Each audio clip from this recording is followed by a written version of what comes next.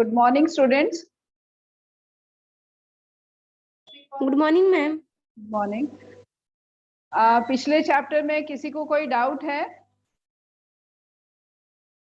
Tiger king हम लोग ने किया था लास्ट टाइम। अगर किसी को कोई डाउट है तो अभी क्लैरिफाई कर सकते हैं।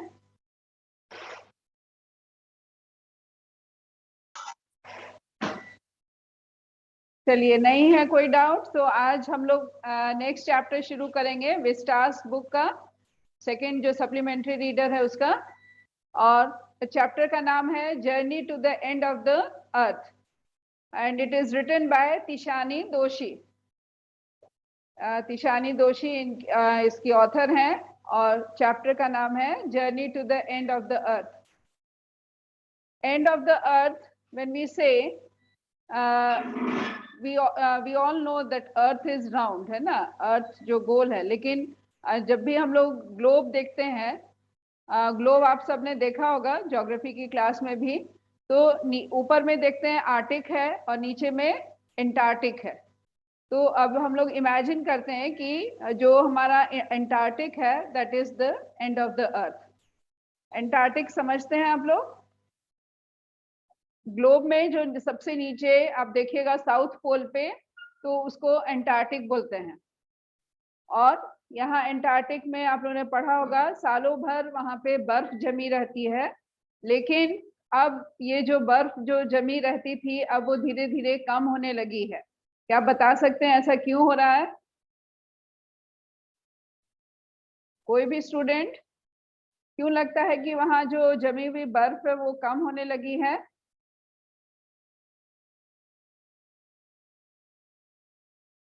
ग्लोबल वार्मिंग का नाम सुने हैं? ग्लोबल वार्मिंग, ग्लोबल वार्मिंग मतलब पूरे दुनिया की का जो टेम्परेचर है वो अब धीरे धीरे बढ़ने लगा है। जो पहले टेम्परेचर रहता था उससे 1 डिग्री 2 डिग्री उसका टेम्परेचर जो है वो पॉइंट्स में थोड़ा थोड़ा करके बढ़ते जा रहा है। और इसका नतीजा ये हो रहा है कि जो अंटार्कटिक में आइस जमी हुई थी वो पिघलने लगी है। बड़े बड़े ग्लेशियर्स जो थे, बहुत बड़ी बड़ी जो बर्फ के मासेस थे, वो पिघलने लगे हैं। और इसका इफेक्ट जो है वो सभी देशों पे पड़ेगा। यहाँ तक कि ये माना जाता है कि मुंबई के कुछ एरियाज जो हैं वो शायद पानी में डूब जाएंगे अगर इसी तरह से बर्फ पिघलती रहेगी, क्योंकि पानी का लेवल जो है वो ऊपर हो जाएगा और फिर कुछ एरिया शायद पानी में चले जाएंगे। तो ये जो ग्लोबल वार्मिंग अभी हो रही है इसका बहुत बुरा इम्पैक्ट पड़ेगा हमारे आगे की जिंदगी पे। आप लोग अभी भी देख रहे हैं कि दिसंबर के महीने में बहुत ज्यादा ठंड पड़ने लगती थी, लेकिन इस साल ऐसा नहीं है। ठंड है लेकिन बहुत हल्की ठंड पड़ रही। तो ये सब इफेक्ट्स हैं ग्लोबल वार्मिंग के। और अगर इसी तरह से ग्लोबल वार्मिंग होती रही तो शायद आगे चल के बहुत से स्पीशीज हैं जो कि शायद खत्म हो जाएं, एक्सटिंक्ट हो जाएं। जैसे हम लोग पहले से जानते हैं कि डायनासोर्स रहते थे लेकिन अब वो एक्सटिंक्ट हो चुके हैं। तो इसी तरह से हो सकता है और बहुत से जानवर जो हैं वो ऐसे बढ़े हुए टेम्परेचर में सरवाइव नहीं कर पाए और इसका नतीजा हमारे फूड चेन पे बहुत बुरा असर पड़ेगा और जो कि हमारी लाइफ पे भी उसका इम्पैक्ट पड़ेगा।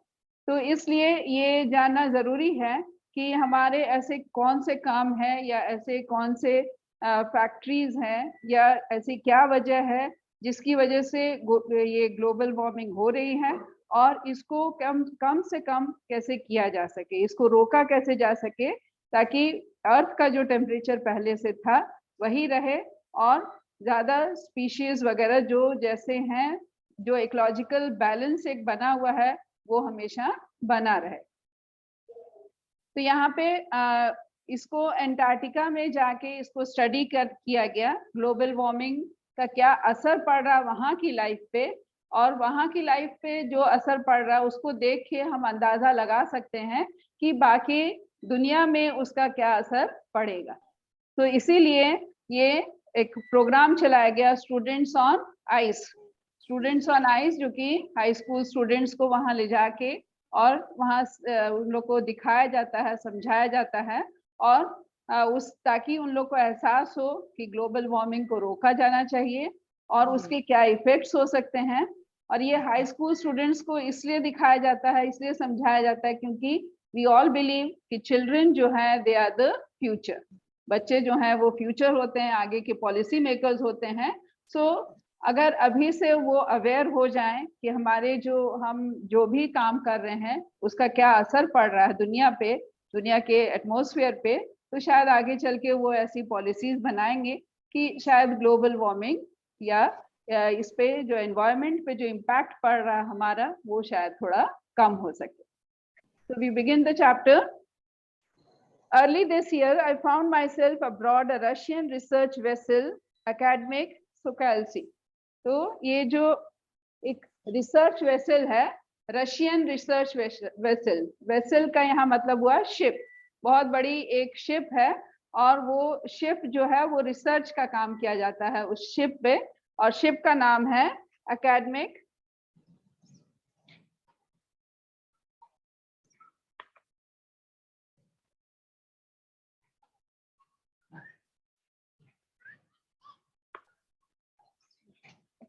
सोकेल्सी।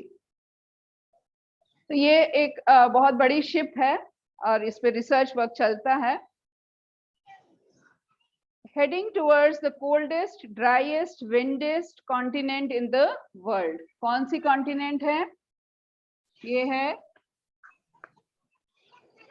Antarctica. This is the coldest, सबसे ठंडी कॉन्टिनेंट है। कॉन्टिनेंट आप जानते होंगे, हमारी दुनिया जो है वो कॉन्टिनेंट्स में डिवाइडेड है और उसमें एक आर्टिक है ऊपर में और नीचे में है ये Antarctic.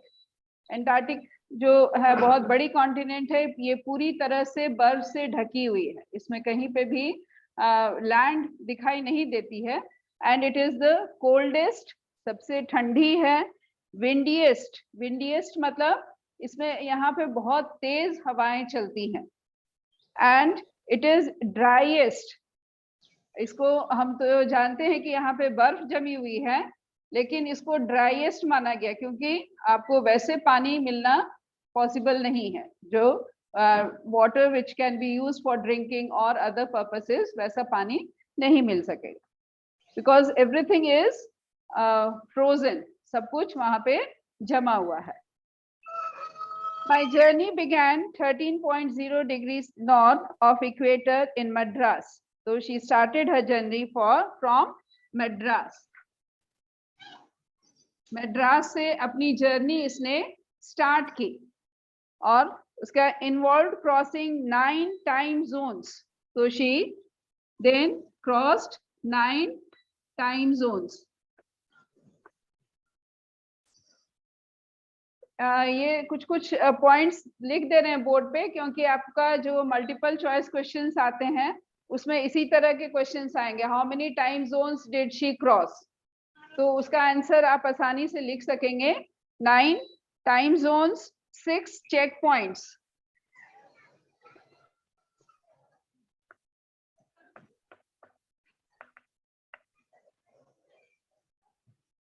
Then 3 bodies of water.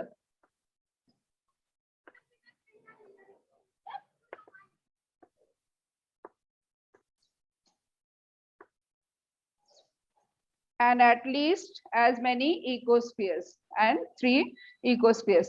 Now time zones समझ में आता है, अलग अलग कंट्रीज की अलग अलग लॉन्गिट्यूड और लैटिट्यूड, जो आप लोग ज्योग्राफी में पढ़े होंगे, अलग अलग लॉन्गिट्यूड लैटिट्यूड पे टाइम के अलग अलग उसका नापा जाता है। तो that is time zones, 6 check points of various countries, और 3 bodies of water. 3 bodies of water मतलब अलग अलग समुद्र।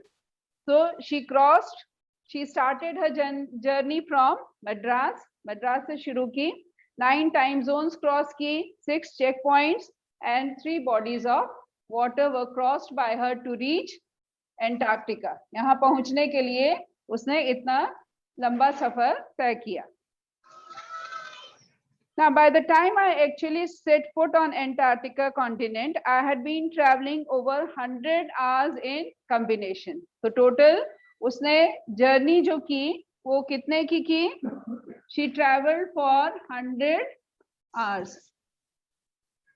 100 घंटे की जर्नी करके she reached Antarctica continent. With a combination of car, aeroplane and ship. तो इसने कार से जर्नी की, एरोप्लेन से भी की और लास्ट में शिप से. टोटल 100 आवर्स की जर्नी उसने की. Now, so my first emotion of facing Antarctica's expensive white landscape and uninterrupted blue horizon was relief. So she was very relieved. Relieved means very happy, satisfied, itminan hua कि ultimately she reached Antarctica after such a long distance and with so much of time taken. ये finally Antarctica पे पहुंची जहां पे there was a big expanse of snow. सब तरफ सिर्फ snow ही स्नो थी. And there was uninterrupted blue horizon. Horizon क्या होता है? हॉरिजॉन माना जाता है वो जगह जहां पे हमको लगता है कि आसमान और जमीन मिल रही हैं. अगर बहुत दूर देखोगे तो लगेगा कि आसमान और जमीन मिल जा रहा है. तो जब ये वहां गई, अगर हम लोग अपने शहर में देखने की कोशिश करेंगे हॉरिजॉन को, तो इट विल बी इंटरप्टेड. उसके बीच में कई एक जैसे बिल्डिंग्स आ जाएंगी, पेड़ आ जाएंगे और बहुत सी चीजें ऐसे रुकावट बनती है. अगर हम लोग बाहर भी अगर जंगल की तरफ भी जाके हॉरिजॉन को देखने की कोशिश करेंगे तो वहां बहुत सारे ट्रीज रहेंगे. लेकिन यहाँ पे एंटार्क्टिका में क्या था? It was just snow. सब तरफ सिर्फ स्नो थी. आइस पूरी तरह से जमी हुई थी और इसलिए कोई इंटरप्शन नहीं था, ना पेड़ों का, ना बिल्डिंग्स का. और ये पूरा इतना बड़ा सारा हॉरिजॉन, जो जितनी दूर तक इसकी नजर जा रही थी उतनी दूर तक ये अनइंटरप्टेड हॉरिजॉन को देख पा रही थी. Followed up with an immediate and profound wonder at its immensity. She was wondering, बहुत ही अचंभा हो रहा था, आश्चर्य उसको हो रहा था, because of its immensity. It was very immense. Immense माने बहुत बड़ा, बहुत ज्यादा. वो उसको देख के इतना हैरान थी कि जिधर वो देख रही थी उधर सिर्फ बर्फ ही बर्फ उसको दिखाई दे रही थी. Its isolation. It was isolated. Isolated माने सबसे अलग होना, किनारे होना. So it was isolated and it can be isolation, no animals, no living beings, nothing over there. But mainly at how there could have ever been a time when India and Antarctica were part of the same landmass. यहाँ पे she was wondering, she was surprised, she was thinking that how can it be possible that India and Antarctica, India अगर अभी आप map देखिएगा, I am not very good at drawing it, लेकिन फिर भी ये जो पार्ट है ये हो गया आपका पूरा filled with ice and that is Antarctic. लेकिन ऐसा, और अगर इंडिया हम लोग देखते हैं, इसको अगर इक्वेटर मानते हैं तो समवेयर नियर हियर यहाँ पे इंडिया कहीं पे है. तो ये पहले के वक्त में क्या था? India was a part of this land mass. तो दिस इज मोस्ट सरप्राइजिंग. ये सरप्राइजिंग इसलिए कि इंडिया जो है वो अब जो इतना ऊपर चला गया, इक्वेटर के पास में आ गया है, ये इंडिया भी इसी का एक पार्ट था. अब उसके बाद धीरे धीरे बहुत सारे चेंजेस आते गए अर्थ में और इंडिया की जो है ये ऊपर की ओर चला गया. तो India was earlier a part and now you can see, अभी तो आप लोग देखे हैं मैप में कि इंडिया की पोजीशन कहाँ है. So she was really very surprise to know कि कभी इंडिया भी इतना नीचे था और इसका एक बड़ा सा पार्ट था. ना पार्ट ऑफ हिस्ट्री. अब हिस्ट्री उसकी पुराना कब ये अलग हुआ उसके बारे में जानते हैं. 650 million years ago, a giant amalgamated southern supercontinent Gondwana. तो इसको भी याद रखना, ये फिगर्स 650 million.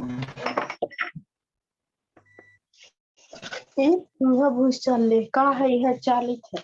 650 million years, इतने साल पहले ये एक बहुत बड़ा कॉन्टिनेंट था जिसका नाम था Gondwana.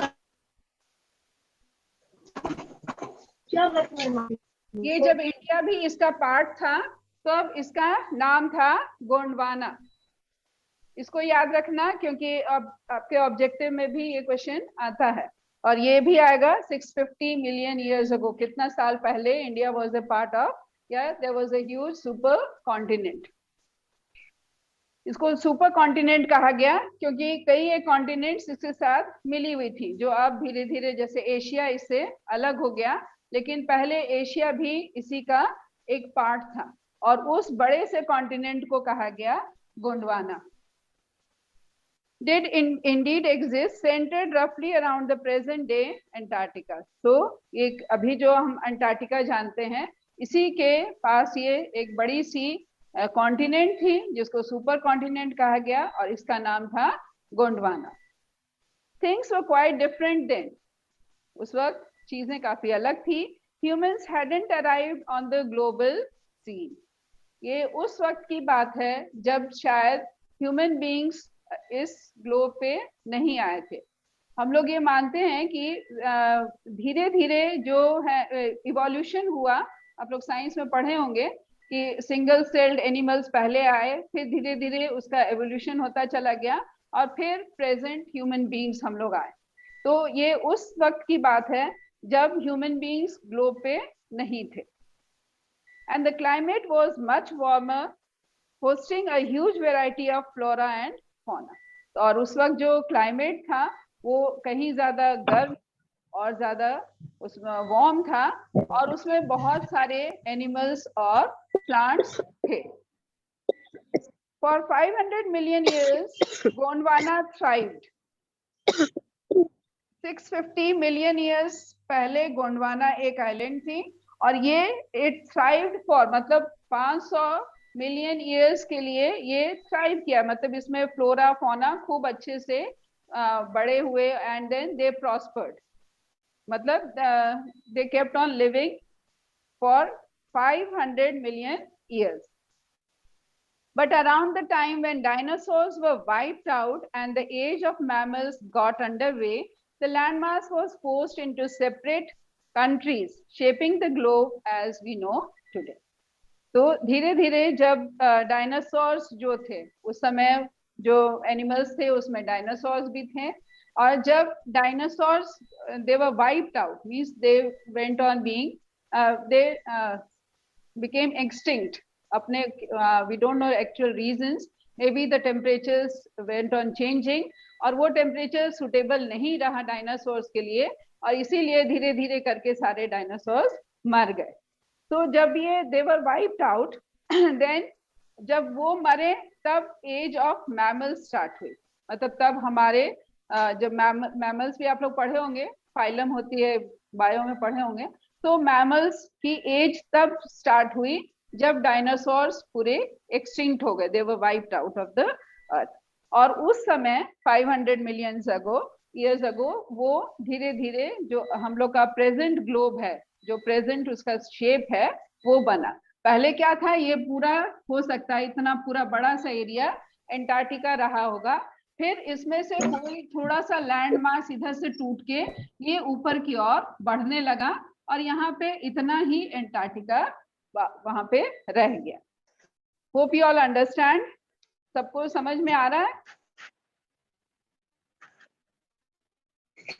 To visit Antarctica now is to be a part of that history.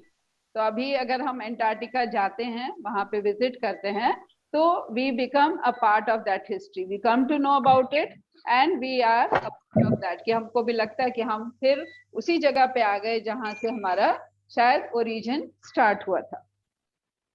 To get a grasp of where we have come from, मतलब हम कहाँ से आए हैं, and where we could possibly be heading.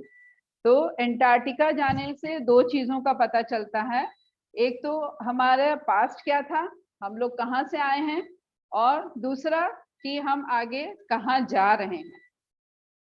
आप लोग हिस्ट्री सब्जेक्ट भी पढ़ते हैं, हिस्ट्री इसीलिए पढ़ते हैं कि हम लोग अपने पास्ट के बारे में जान सकें, पास्ट के बारे में जान के अपने फ्यूचर को सुधार सकें, अच्छा कर सकें। तो इसी तरह से एंटार्क्टिका पे भी जाके हमको पता चलता है कि हमारा ओरिजिन क्या था, कहाँ से हमारे कॉन्टिनेंट्स बने, कैसे कॉन्टिनेंट्स बने, और अगर इसी तरह से एटमॉस्फेरिक चेंजेस होते रहे तो आगे जाके क्या होगा.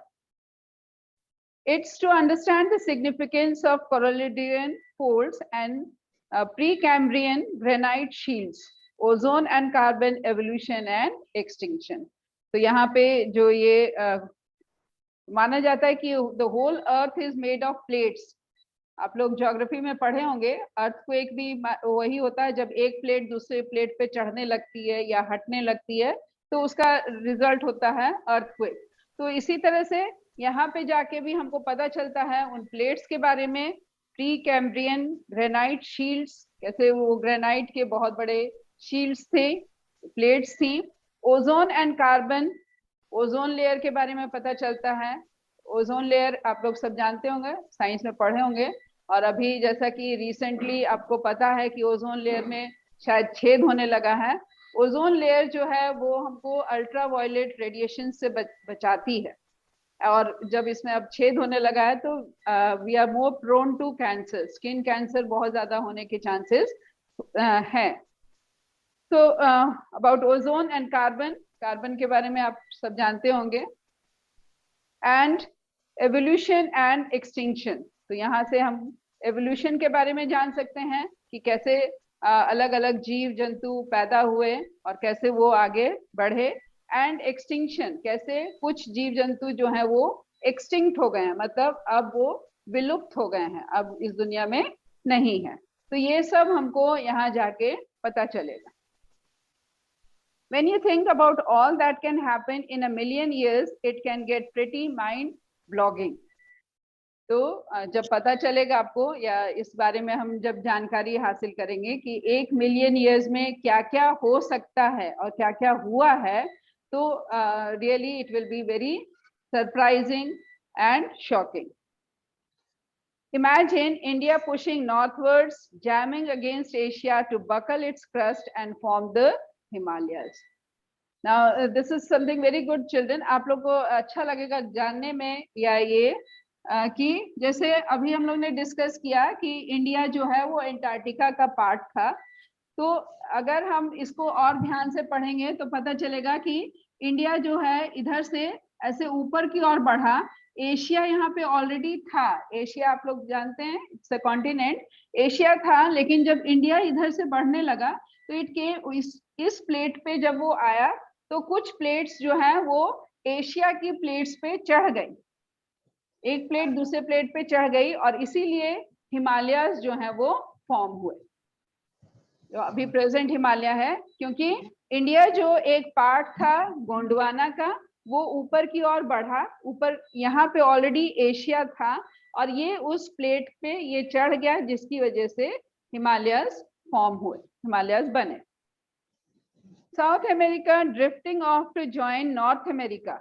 वैसे ही आपने देखा होगा नॉर्थ अमेरिका और साउथ अमेरिका का map. I can not draw it very perfectly, लेकिन ऐसे ही कुछ है. इधर यहाँ पे थोड़ी सी जगह है. तो ये साउथ अमेरिका भी नीचे से गोंडवाना से ऊपर की ओर बढ़ा और ये आके लगभग उसको नॉर्थ अमेरिका को उसने टच किया. Then opening up the Drake Passage to create a cold circumpolar current, keeping Antarctica frigid, desolate and at the bottom of the world. और ये ऊपर आया, यहाँ पे कोई एक ड्रेक पास बना और इसकी वजह से पानी का करंट जो है वो, उसका मूवमेंट पानी में बनी रही और इसकी वजह से ही शायद Antarctica it still remains to be very cold, making it frigid, desolate and cold. For a sun worshipping South Indian like myself. Now Tishani Doshi जो है, she is from Madras, South India. और South हो या North हो, most of the people they worship sun. हम लोग सूरज, यहाँ बिहार में भी बहुत ज्यादा सूरज की पूजा की जाती है. So she is also one of them, जो सन की पूजा करती हैं. 2 weeks in a place where 90% of Earth's total ice volumes are stored is a chilling prospect. So she belongs to South India. South India में अगर आप जानते हैं वहां तो ठंडा भी नहीं पड़ता है, धूप भी बहुत तेज लगती है, सनशाइन बहुत ज्यादा होता है। तो ऐसे एक इंसान के लिए जो कि हमेशा तेज धूप में और अच्छे मतलब मॉडरेट क्लाइमेट में जो रहा हो, उसको अगर ऐसे फ्रिजिड एरिया में जहाँ चारों तरफ सिर्फ बर्फ है, टेम्परेचर्स वहाँ बहुत ज्यादा गिर जाते हैं, वैसे जगह जाके रहना कितना मुश्किल रहा होगा। It's like walking into a giant ping pong ball devoid of any human markers. वो तो जब वो वहां गई तो उनको लगता है कि ये एक बहुत बड़ी सी बॉल है, पिंग पोंग बॉल है, खेलने वाली जो बॉल होती है which comes back jumps back. तो वो लगता है जैसे बहुत बड़ी सी बॉल है। क्यों उसको बॉल की तरह लगती है? क्योंकि हर तरफ एकदम एक सा है, पूरा का पूरा एरिया जो है वो बर्फ से ही ढका हुआ है, वहां पे कोई मार्कर्स नहीं है। हम लोग अगर घर से बाहर भी निकलते हैं तो देखते हैं अच्छा ये वाली बिल्डिंग आ गई, मतलब हम यहाँ पहुंच गए, ये ऐसे पेड़ हैं तो हम लोग यहाँ पहुंच गए। तो ये इसको हम लोग मार्कर्स बोलते हैं। या ऐसे रोड आके वो मिल रही है तो मतलब यहाँ पहुंच गए, तो those are the markers on the earth. लेकिन वहां पे तो सब तरफ सिर्फ बर्फ है।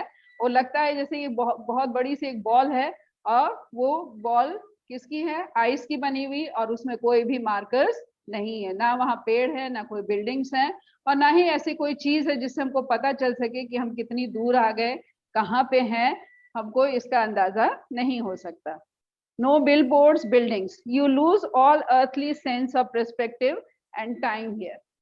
यहाँ आके हम मतलब पूरी तरह से we cannot imagine, we cannot calculate कि क्या टाइम हुआ है, बिकॉज वहां पे 6 महीने दिन रहता है, 6 महीने रात रहती है। तो आपको पता नहीं चलेगा। यहाँ पे है ओ सूरज अभी ऊपर है, मतलब धूप दोपहर हो गई, ढलने लगा, शाम हो गई, सूरज डूब गया मतलब रात हो गई। तो ये सब से हमको पता चलता है, टाइम का पर्सपेक्टिव पता चलता है। लेकिन वहां पे ना तो कोई लैंडमार्क्स हैं, और ना ही सूरज डूबने या उगने या फिर कम होने या ज्यादा होने का कोई चांस है। तो इससे टाइम और प्लेस दोनों का आइडिया लगाना पॉसिबल नहीं है। The visual scale ranges from microscopic to the mighty, midges, mites to blue whales and icebergs as big as countries. तो वहां पे जो विजुअल रेंज है, वहां पे देखने के लिए कुछ कुछ ऐसे जीव जंतु हैं जो कि माइक्रोस्कोपिक हैं, जिसको हम सिर्फ माइक्रोस्कोप से देख सकते हैं, और कुछ हैं जो कि बहुत बड़े हैं, जैसे ब्लू वेल। ब्लू वेल को लार्जेस्ट एनिमल ऑन द अर्थ माना गया। तो छोटे से छोटा भी वहां पे जीव जंतु है, और बड़े से बड़ा भी है। और कुछ एक तो आइसबर्ग्स ऐसे हैं, आइस के इतने बड़े बड़े टुकड़े हैं, लगता है कि वो एक कंट्री के ही बराबर हैं। Days go on and on in surreal 24-hour austral summer light and unambiguous silence, interrupted only by an occasional avalanche or calving ice sheets consecrates the place. तो यहाँ पे जैसे हम बताए कि दिन यहाँ 6 महीने के दिन, 6 महीने की रात जैसे होती है, तो दिन का कहीं कोई अंत ही नहीं है, वो कोई 24 आवर्स से लिमिटेड नहीं है। And then there is complete silence, कहीं कोई आवाज नहीं, कोई ये कुछ भी पता नहीं चलेगा आपको किसी चीज का। इंटरप्टेड, और कभी कभी वैसे पूरा साइलेंस है, complete silence, but then that silence is broken by the avalanche. कभी कभी लगेगा जैसे बहुत बड़ा सा आइस का पीस जो है वो पूरा बहने लगा है, अपनी जगह से घसकने लगा है, और घसकते हुए वो नीचे आ जाता है, फिर टूट जाता है, तो उसकी आवाज सिर्फ यहाँ पे सुनाई देती है। It's an immersion that will force you to place yourself in the context of Earth's geological history. And for humans, the prognosis isn't good. तो यहाँ पे आके हमको अपना हिस्ट्री, जियोलॉजिकल हिस्ट्री के बारे में पता चलता है। And then when we study it, when we go through it, it is not very inspiring. कोई बहुत अच्छी न्यूज हमको यहाँ से नहीं मिलती है। Now human impact. अब जो ग्लोबल वार्मिंग हो रही है, जो टेम्परेचर में चेंजेस आ रहे हैं, वर्ल्ड में चेंजेस आ रहे हैं टेम्परेचर की वजह से, उसमें एक इम्पॉर्टेंट रीजन जो है, जो एक अहम फैक्टर है, that is human population. Human civilizations have been around for a paltry to 12,000 years. तो जो ह्यूमन सिविलाइजेशन बोलेंगे, जो इंसान की मतलब इस दुनिया में आया, and then he kept on surviving, that is for 12,000 years only. Barely a few seconds of geological clock. तो ये अगर कंपेयर करें जियोलॉजिकल क्लॉक, कब अर्थ बना और कितने सालों तक अर्थ रहा और कितने सालों तक हमारा ये एंटार्क्टिका जो गोंडवाना रहा, उससे अगर कंपेयर करेंगे तो वो लगेगा जैसे हाथी और एक चींटी को कंपेयर कर रहे हैं. मतलब difference is very great. In that short amount of time, we have managed to create quite a ruckus, etching our dominance over nature with our villages, towns, cities and mega cities. तो हम भले ही बहुत कम देर के लिए, बहुत कम समय के लिए इस पृथ्वी पे आए हैं और रह रहे हैं, लेकिन इतने ही समय में हमने इस पृथ्वी को बहुत ज्यादा दूषित या प्रदूषित कर दिया है. सिटीज से, विलेजेस से, मेगा सिटीज, बहुत बड़ी सिटीज से we have polluted this earth, और इसमें बहुत ज्यादा गंदगी फैला दी. The rapid increase of human population has left us battling with our own species for limited resources, and unmitigated burning of fossil fuels has now created a blanket of carbon dioxide around the world, which is slowly but surely increasing the average global temperature. यहाँ पे there is a rapid increase in population. हमारी आबादी जो है वो बढ़ती चली जा रही है, ह्यूमन पॉपुलेशन बढ़ती चली जा रही है, और इससे क्या हुआ, has left us battling with other species for limited resources. So now we are battling, we are fighting, हम लोग लड़ रहे हैं with other species, दूसरे स्पीशीज से. क्या हो रहा है कि अब आपको सुनने में आएगा कि कोई टाइगर जो है वो गांव में आ गया, गांव के जानवर, बकरी है, कभी गाय है, उसको मार के ले गया, उसको उठा के ले गया. तो ऐसा क्यों हो रहा है? इसकी वजह क्या है? क्योंकि हम लोग जो हैं अब फॉरेस्ट एरिया, जो जंगली जानवरों की रहने की जगह थी, अब हम लोग उसको भी एनक्रोच करने लगे, उसको काट के हम लोग वहां रहना शुरू कर दे रहे हैं. तो आखिर जानवर कहाँ जाएंगे? So this has become a battle between human beings and other species. और ये सिर्फ एक टाइगर के साथ नहीं है, जो भी जितना भी अब उससे रिलेटेड जो भी जंगल में जानवर रहते हैं, जितने भी स्पीशीज रहते हैं, all are affected by human population, the growth in human population. Population इतनी ज्यादा बढ़ती जा रही है, नतीजा क्या हो रहा है कि फॉसिल फ्यूल्स हम लोग यूज कर रहे हैं, बहुत ज्यादा कोयला जल रहा है, कोयले की बर्बादी हो रही है, फिर पेड़ इतने कट रहे हैं, लोगों को खाना बनाने के लिए ईंधन चाहिए, जिसके लिए वो सबसे आसान है पेड़ काट के और उससे जला के खाना बनाना. तो इस तरह से ह्यूमन पॉपुलेशन इतनी बढ़ती जा रही है, जिसकी वजह से बाकी जो स्पीशीज हैं शायद उनका रहना मुश्किल होते चला जा रहा है. और इसका नतीजा क्या हुआ, इतने फॉसिल फ्यूल्स जल रहे हैं, इतनी लकड़ी, इतना कोयला जो जलाया जा रहा है, जिसकी वजह से कार्बन डाइऑक्साइड है उसका प्रोडक्शन बहुत ज्यादा बढ़ गया है. कार्बन डाइऑक्साइड का प्रोडक्शन बढ़ने से ग्लोबल वार्मिंग हो रही है. एक कार्बन डाइऑक्साइड जब हमारे पृथ्वी के चारों तरफ फैल जाता है तो उसका नतीजा क्या होता है कि हमारे जो अर्थ है वो ठंडा नहीं हो पाता. आपको पता होगा दिन में धूप पड़ती है, धूप से लैंड जो है वो गर्म हो जाती है, लेकिन जब रात होती है तो धीरे धीरे जो पृथ्वी है वो ठंडी होने लगती है. लेकिन ये जो कार्बन डाइऑक्साइड के एक लेयर बन गई है अर्थ के चारों तरफ, लैंड को ठंडा नहीं होने देती है. भैया कहे चलने कि यहाँ भर खाली पॉकेट के गेहूं मान के बुनेला, बात नहीं करो, खाली दूसर गेहूं बुनाता. ध्यान से सुनो बच्चों, आप लोग आपस में बात करोगे तो क्या समझ में आएगा? अच्छा चैप्टर है, आपके फ्यूचर के बारे में पता चलेगा इससे, तो थोड़ा ध्यान से सुनना चाहिए. तो ये जो अर्थ है that gets covered by carbon dioxide की एक लेयर बन जाती है, और ये कार्बन डाइऑक्साइड की लेयर जो है वो हीट को वापस नहीं जाने देती है, उसको कैप्चर किए रहती है, और नतीजा क्या होता है कि देयर इज ग्लोबल वार्मिंग। जो पूरी पृथ्वी है, पूरे के पूरे ग्लोब में इसका टेम्परेचर बढ़ने लगा है। जब वहां का टेम्परेचर बढ़ेगा तो नेचुरली आइस जो है वो पिघलने लगेगी। Climate change is one of the most hotly contested environmental debates of our time. Climate में जो change आ रहा है वो it is most discussed now, most debated. Debate माने उसके पक्ष विपक्ष में लोग बहुत ज्यादा बातें कर रहे हैं कि हम लोग के जो एक्शंस हैं उनका क्या इफेक्ट पड़ रहा है और उसको कैसे कम किया जाए। बहुत ग्लोबल समिट्स होती हैं, हर देश के जो नेता होते हैं वो जाके एक जगह मिलते हैं, दे डिस्कस ओवर इट कि कैसे ग्लोबल वार्मिंग को हम कैसे कम करें, कार्बन डाइऑक्साइड का जो प्रोडक्शन हो रहा है या जो निकल रही है उसको कैसे हम कम कर सकते हैं। Will the West Antarctic ice sheet melt entirely? तो अब इसको डिस्कस किया जा रहा है कि वेस्ट एंटार्क्टिक की आइस क्या वो पूरी तरह से पिघल जाएगी। Will the Gulf Stream ocean current be disrupted? और उसका गल्फ स्ट्रीम आप लोग ने ज्योग्राफी में पढ़ा होगा, उसका ओशंस में भी एक करंट होता है। ओशन माने समुद्र, उसके भी उसमें करंट्स होते हैं, पानी का बहाव एक होता है, और जिसकी वजह से हमारे टेम्परेचर चेंजेस भी आते हैं।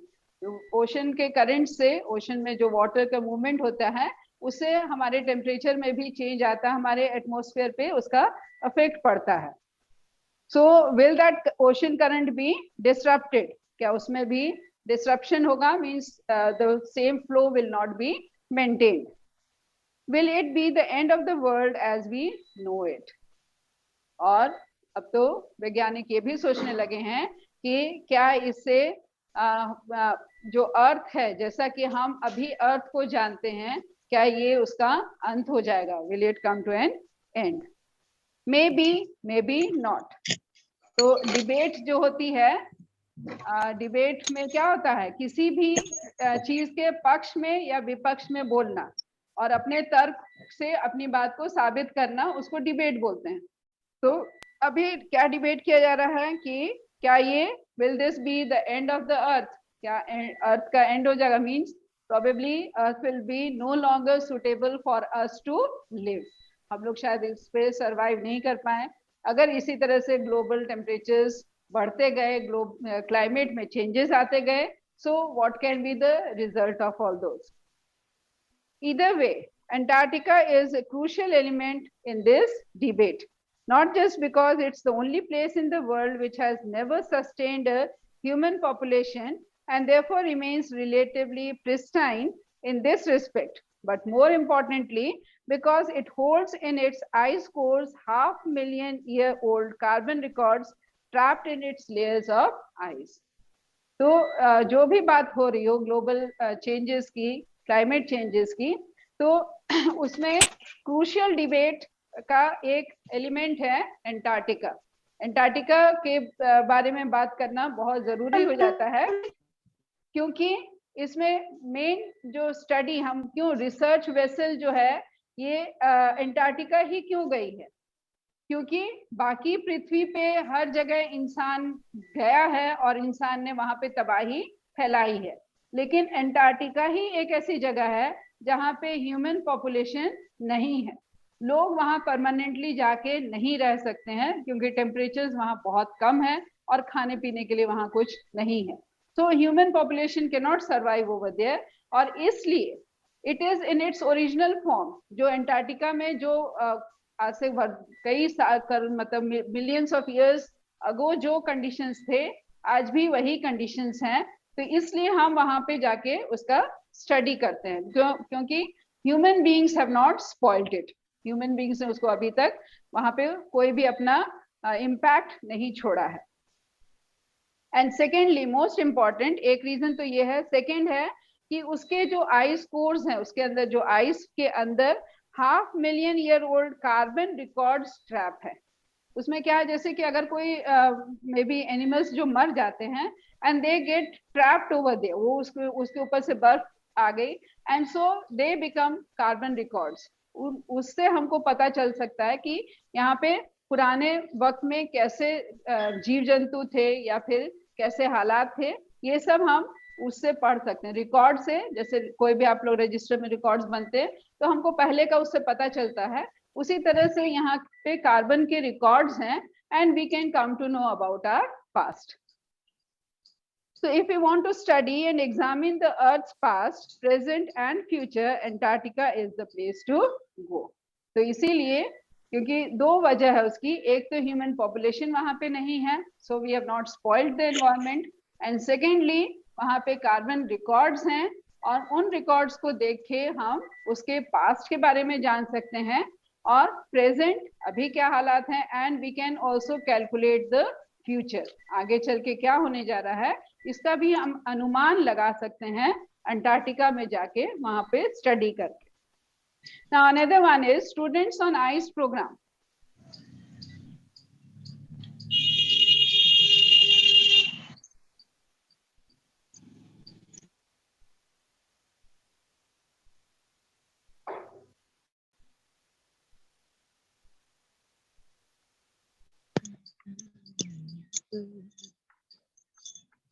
स्टूडेंट्स ऑन आइस ये एक प्रोग्राम है जिसमें कि हाई स्कूल स्टूडेंट्स को वहां ले जाया जाता है। ये इस रिसर्च वेसल पे कुछ हाई स्कूल के स्टूडेंट्स भी होते हैं।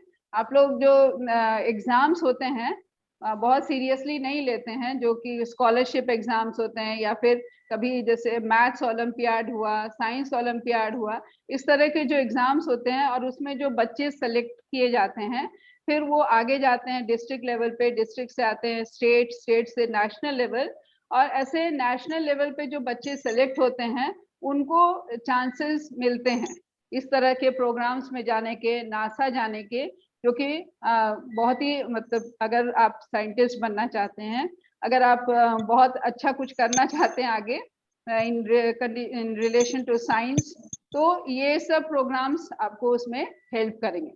सो you have to be very good in science, और ऐसे जो भी ओलंपियाड्स वगैरह होते हैं, कोई भी एग्जाम्स होते हैं, तो आपको उसमें एक्टिवली पार्टिसिपेट करना चाहिए। अगर साइंस में इंटरेस्ट है तो साइंस स्टूडेंट्स को अच्छे से अपनी तैयारी करके ऐसे एग्जाम्स को देना चाहिए। तो हो सकता है आप लोग में से कोई एक भी ऐसे ही कोई रशियन वेसल या फिर ऐसी ही कोई शिप पे जाके अंटार्कटिका भी जा सकिएगा। तो स्टूडेंट्स वर्क हार्ड और अच्छा करने की कोशिश कीजिए। Now, students on ice, the program I was working with on Sokalsky aims to do exactly this by taking high school students to the ends of the world and providing them with inspiring educational opportunities, which will help them foster a new understanding and respect for our planet. तो ये एक programme है जिसमें high school students को भी इस ship में ले जाया जाता है और वो उन लोग को भी अंटार्कटिका घुमाया जाता है, दिखाया जाता है। और रीजन क्या है, क्योंकि these children are the future. बच्चे जो होते हैं उनको देश का भविष्य मानते हैं, दुनिया का भविष्य मानते हैं। तो ये बच्चे आगे चल के वैसे नीतियां बनाएंगे, इसलिए इनको पता होना चाहिए कि पास्ट में क्या हुआ, प्रेजेंट में क्या कंडीशंस हैं, क्या हालात हैं, and how they should frame our future. तो इसीलिए इन बच्चों को वहां ले जाया जाता है। It will foster a new understanding, एक नई अंडरस्टैंडिंग इन बच्चों में क्रिएट करेगा, and also respect for our planet. Do we have respect for our planet? क्या हम अपने प्लैनेट का रिस्पेक्ट करते हैं? ये एक क्वेश्चन है जो आपको भी सोचना चाहिए, क्योंकि हम लोग सोचते हैं कि जो पेड़ है, पौधे हैं या फिर जो वायु है, ये फॉर ग्रांटेड इसको ले लेते हैं कि ये मेरा हक है, ये हमको मिलना ही है, और उसके बारे में हम सोचते नहीं है। लेकिन हालात बहुत खराब होते चले जा रहे हैं। अभी आप प्रेजेंट कंडीशन में देख रहे होंगे कि पहले पानी के बारे में कोई सोचता नहीं था कि पानी हमको किसी दिन खरीद के भी पीना पड़ेगा। ये शायद किसी ने इमेजिन नहीं किया था। हमारे अगर मतलब अगर एक ही पीढ़ी पीछे भी जाइएगा, अपने दादा दादी से भी बात कीजिएगा, तो वो लोग भी बोलेंगे कि पानी खरीद के पीने की क्या जरूरत है, पानी तो इतना है। तो ये उन लोग इमेजिन नहीं कर सकते थे, लेकिन आज के हालात हैं कि हम लोग को पानी खरीद के पीना पड़ रहा है, या फिर पानी को प्यूरिफाई करने के लिए प्यूरिफायर्स लगाने पड़ रहे हैं। पुराने जमाने में तो ऐसा कुछ भी नहीं था, बहुत ही अच्छा शुद्ध पानी मिलता था, शुद्ध हवा मिलती थी। और अगर कंडीशंस ऐसे ही रहे तो हो सकता है एक दिन ऐसा आएगा कि हमको भी ऑक्सीजन सिलेंडर्स लेके घूमना पड़ेगा, क्योंकि बाहर की ऑक्सीजन जो है, बाहर की जो एयर है उसमें शायद ऑक्सीजन की कमी हो जाए। तो हम लोग को ऐसा मतलब केयरलेस नहीं रहना चाहिए। We have to be very careful in using the resources. जितने भी पेड़ पौधे बाकी रिसोर्सेज हैं उसको बहुत ही ध्यान से और उसको लिमिटेड यूज करना चाहिए, उसको मिसयूज कभी नहीं करना चाहिए, क्योंकि अगर मिसयूज करेंगे तो उसका खामियाजा जो है, उसके जो बुरा असर है वो हम ही को भुगतना पड़ेगा। तो the students are taken there, बच्चों को वहां ले जाया जाता है ताकि वो इस बात को समझें कि आगे चल के हालात कैसे हो सकते हैं और वो इन हालात को वैसा होने से कैसे बचा सकते हैं। It's been in operation for 6 years now. तो ये students of on ice programme पिछले 6 years से चल रहा है।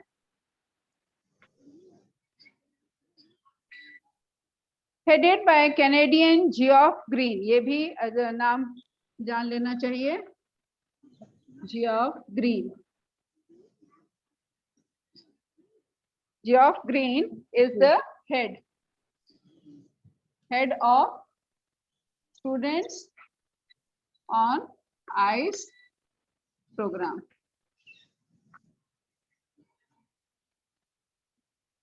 ये इसको समझ लेना, स्टूडेंट्स ऑन आइस। तो इस प्रोग्राम का हेड जो है वो है Geoff green. Who got tired of carting celebrities and retired rich curiosity seekers who could only give back in the limited way. तो ये जियोफ ग्रीन जो हेड है, ये पहले किसको ले आते थे? ही वॉज कार्टिंग मतलब ले जाना सेलिब्रिटीज आप समझते हैं, may be actors, may be the politicians, या फिर कोई स्पोर्ट्स पर्सन। आजकल स्पोर्ट्स पर्सन भी बहुत बड़े सेलिब्रिटीज बन गए। तो वैसे सेलिब्रिटीज को पहले ये इस पे शिप पे अपने लेके जाते थे, लेकिन बाद में इनको एहसास हुआ कि ऐसे सेलिब्रिटीज को ले जाने से कोई खास फायदा नहीं है, क्योंकि वो आगे चल के बहुत ज्यादा चेंजेस नहीं ला सकते हैं। So now he has decided to take the students to understand the conditions of the earth. With Students on Ice, he offers the future generation of policy makers a life-changing experience at an age when they are ready to absorb, learn, and most importantly, act. Now, this is very important. वो बच्चों को क्यों ले जाना चाहते हैं? Why does he want to take the children? Because children are, they are ready to absorb. Absorb करना माने किसी चीज को भी सीखना. They are ready to absorb it, ready to learn it, ready to understand it, and most importantly act.